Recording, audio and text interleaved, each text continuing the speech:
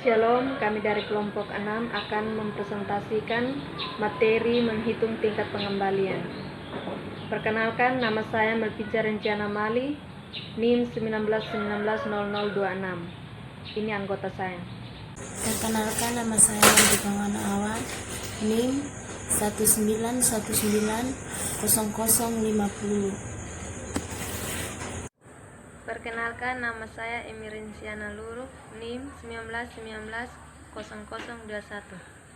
Perkenalkan, nama lengkap saya Angelina Lumingastae, NIM 19190032.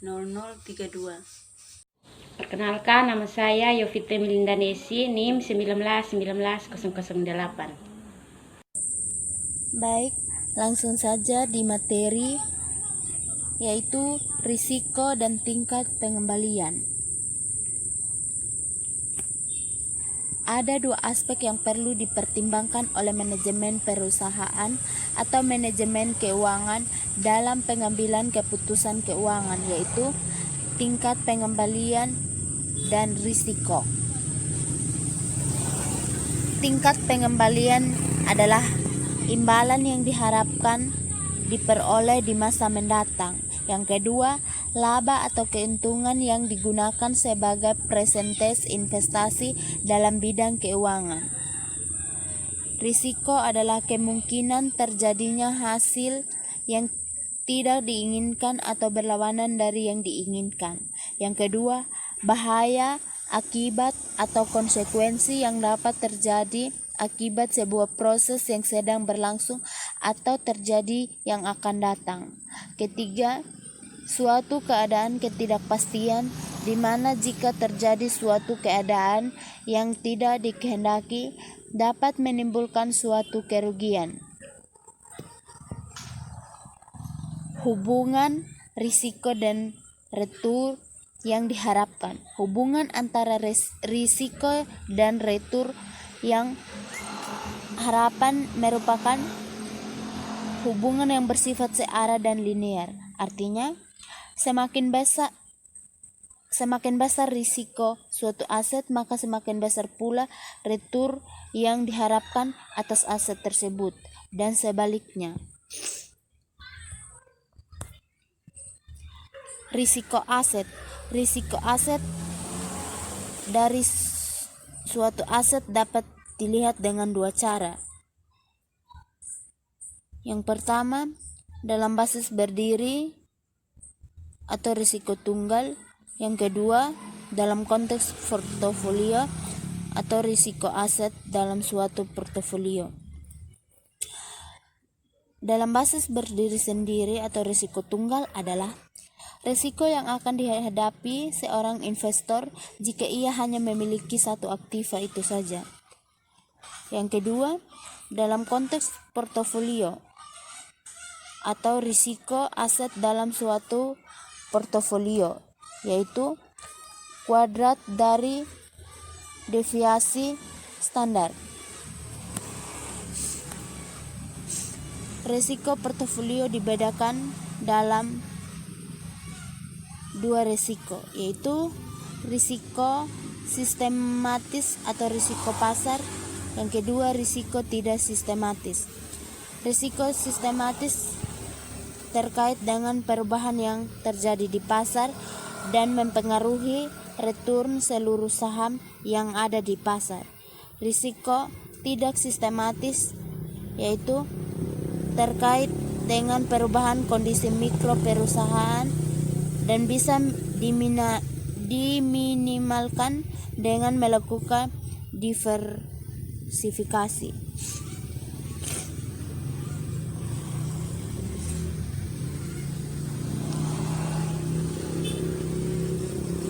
Reversible risk disebabkan oleh kejadian-kejadian random seperti mogok kerja, sukses atau gagalnya marketing program.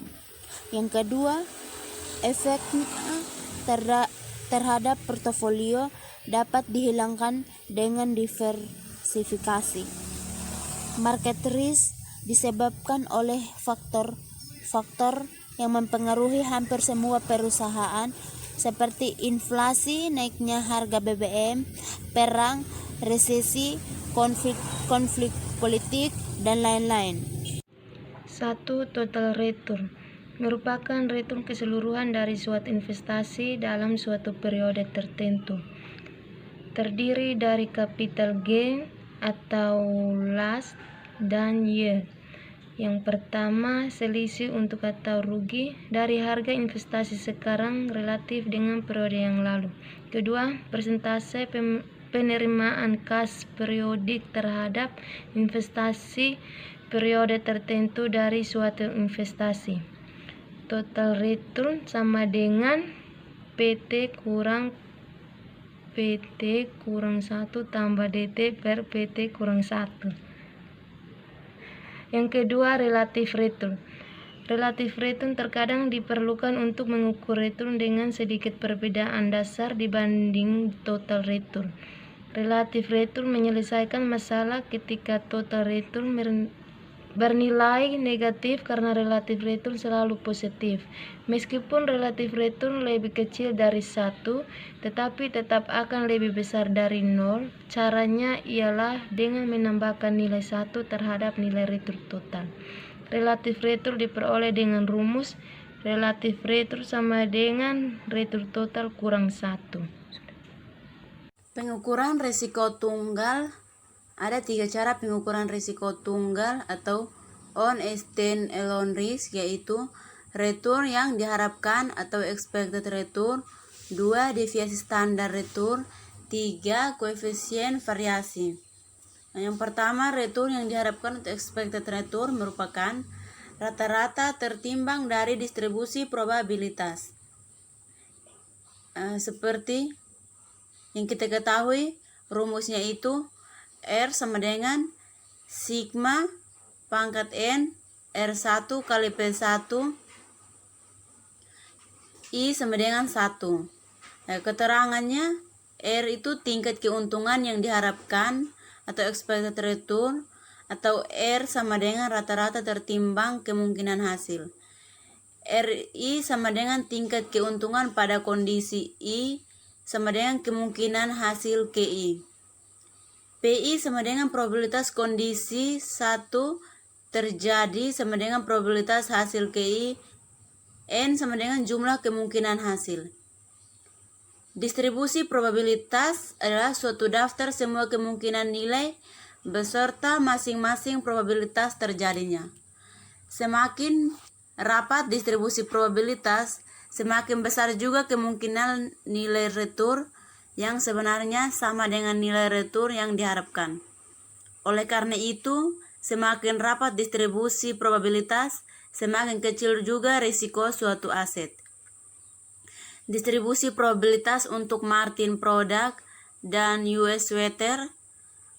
Permintaan akan produk perusahaan itu ada 3, yaitu kuat, normal, dan lemah. Probabilitas terjadinya permintaan pada kuat 0,3, normal 0,4, lemah 0,3, jadi jumlahnya 1. Tingkat pengembalian saham jika permintaan ini terjadi. Pada Martin Product, pada posisi kuat yaitu 100%, normalnya itu 15%, lemahnya itu 70%. Pada US Sweater, posisi kuatnya itu 20%, normalnya 15%, lemahnya itu 10%. Dengan menggunakan data Martin Product, kita dapat menghitung tingkat pengembalian yang diharapkan Martin Product sebagai berikut. Rumusnya R sama dengan P1 kali R1 tambah P2 kali R2 tambah P3 kali R3. Penyelesaiannya itu 0,3 kali 100% tambah 0,4 kali 15% tambah 0,3 kali negatif 70% sama dengan 15%. Dengan menggunakan data US Sweater, kita dapat menghitung tingkat pengembalian yang diharapkan US Sweater sebagai berikut.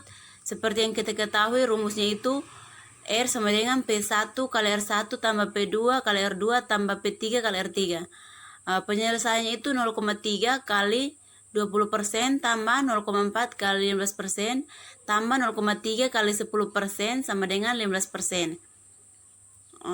Expected return variance dan covariance.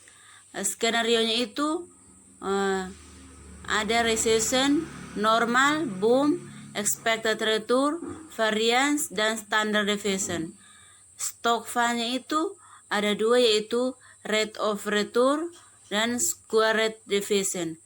Pada rate of return, recession-nya itu negatif 7%, normal 12%, boom 28%, expected return 11%, variance 0,0205, standard deviation 14,3%. Pada square rate deviation 3,24%. Itu pada posisi recession, normalnya itu 0,01%, boom 2,89%. Pada bond fund ada dua juga, yaitu rate of return dan square rate deviation. Rate of return pada recession yaitu 17%, normal 7%, boom negatif 3%, expected return 7,00%, variance itu 0,0067, standard deviation itu 8,2%. Square deviation pada recession itu 1,00%, normal 0,00%, boom 1,00%.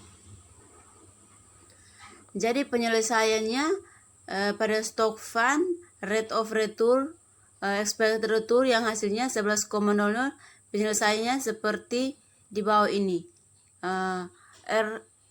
RS sama dengan sepertiga kali negatif 7% tambah sepertiga kali 12% tambah sepertiga kali 28%, maka hasilnya yaitu 11%.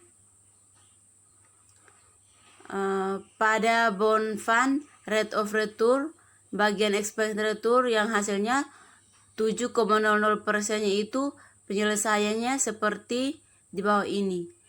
ERB sama dengan sepertiga kali 17% tambah sepertiga kali 7% tambah sepertiga kali negatif 3%, maka hasilnya itu 7%. Pada square deviation yang recession hasilnya 3,2%, penyelesaiannya sebagai berikut. 11% kurang negatif 7% pangkat 2, maka hasilnya 3,24%. Pada stock fund square rate deviation posisi normal hasilnya 0,01% itu penyelesaiannya seperti di bawah ini. 11% kurang 12% pangkat 2 sama dengan 0,01%. Pada square rate deviation posisi boom yang hasilnya 2,89% itu didapat dari 11% kurang 28% pangkat 2 sama dengan 2,89%.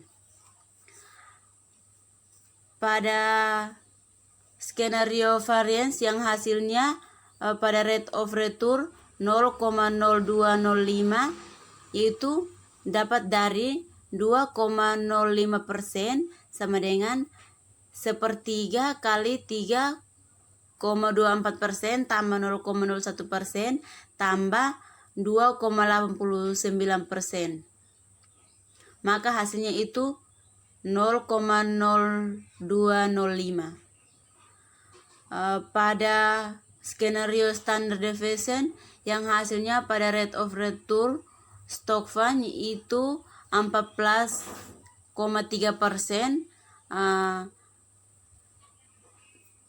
penyelesaiannya 14,3% sama dengan akar dari 0,0205. The return and risk for portfolios seperti yang kita lihat pada tabel, skenario-nya itu ada recession, normal, boom, expected return, variance, dan standard deviation. Stock fund-nya itu juga ada dua, rate of return dan square rate deviation. yaitu negatif 7%, itu posisi recession, normalnya itu 12%, boom 28%, expected return 11,0%, variance itu 0,025, standard deviation 14,3%, square deviation itu 3,24%, normal itu 0,01%, boom itu 2,89%. Pada bond fund rate of returnnya itu 17%, pada posisi recession normalnya itu 7%, boom negatif 3%, expected return 7,0%, variance itu 0,0067, standard deviation 8,2%. Square deviationnya itu recession 1,0%, normal 0,0%, boom itu 1,0%.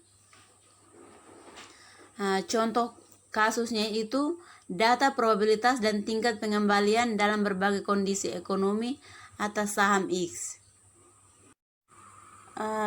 Contoh soal pada tabel di bawah ini, kondisi ekonomi baik, normal, buruk. Probabilitasnya 30%, 40%, 30%. Returnnya 20%, 18%, 15%. Yang ditanyakan berapa besar risiko saham X. Jadi penyelesaiannya expected return kurang ER adalah ERX sama dengan 30% kali 20% tambah 40% kali 18% tambah 30% kali 11%. Maka hasilnya 17,7%. Jadi variance dan standar deviasinya lambda I1 pangkat 2 sama dengan 30% kali 20% kurang 17,7% pangkat 2 tambah 40% kali 18% kurang 17,7% pangkat 2 tambah 30% kali 15% kurang 17,7% pangkat 2 sama dengan 0,001587 tambah 0,000036 tambah 0,002187 sama dengan 0,000381. Maka lambda I-nya sama dengan akar dari 0,00381 sama dengan 0,019519. Maka hasilnya 1952%. Kasus yang tidak diketahui probabilitasnya, rumusnya seperti di bawah ini, variance dan standar deviasi. Contoh kasus, data periode pengamatan dan tingkat pengambilan atas saham X. Seperti pada tabel, periodenya itu 1, 2, 3, 4, 5, return itu 16%, 18%, 20%, 17%, 21%. Berapa besar risiko saham X? Jadi penyelesaiannya expected return kurang ERX. Jadi ER sama dengan 16% tambah 18% tambah 20% tambah 70 tambah 17% tambah 21% per 5 sama dengan 18,4%. Variance lambda I pangkat 2 sama dengan 16% kurang 18,4% pangkat 2 tambah 18% kurang 18,4% pangkat 2 tambah 20% kurang 18,4% pangkat 2 tambah 17% kurang 18,4% pangkat 2 tambah 21% kurang 18,4% pangkat 2 per 5 sama dengan 0,00576 tambah 0,00016 tambah 0,00256 tambah 0,00196 tambah 0,00676 per 5 sama. Koefisien variasi atau KF terbagi atas 3 bagian, yaitu yang pertama, jika dua investasi memiliki ekspektasi pengembalian yang sama dengan standar deviasi berbeda. Kebanyakan investor akan memilih standar deviasi yang lebih rendah sehingga risiko lebih kecil. Yang kedua, jika dua investasi memilih risiko atau standar deviasi yang sama dengan ekspektasi pengembalian berbeda. Yang ketiga, jika dua investasi salah satu memiliki ekspektasi pengembalian yang lebih tinggi, tetapi yang lainnya memiliki standar deviasi lebih rendah. Investasi portfolio. Investasi portfolio yaitu kumpulan instrumen investasi yang dimiliki seorang investor atau sekumpulan investor.